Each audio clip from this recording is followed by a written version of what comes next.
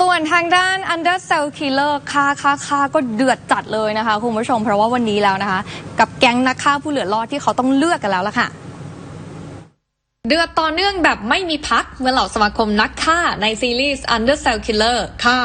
าเร่งล่านักฆ่าหน้าใหม่ที่เกิดขึ้นเต็มเมืองแถมแก๊งนักฆ่าผู้เหลือรอดอย่างไอ้บื้อลาบท่ายางโรสและพวกพ้องที่เหลือก็พากันหนีตายจากเหล่านักฆ่าแอป Undersell Killer ไปยังเกาะที่ห่างไกลค่ะงานนี้ความปั่นป่วนทวีคูณความรุนแรงขึ้นอีกเพราะว่าพายุลูกใหญ่กำลังโหมกระหน่ำเข้าสู่เหล่านักฆ่าแล้วนะคะใครบ้างจะเป็นผู้รอดชีวิตติดตามต่อได้ทุกคืนวันจันทร์และอังคารตั้งแต่เวลา 20:30 ทางช่อง MONONews ค่ะ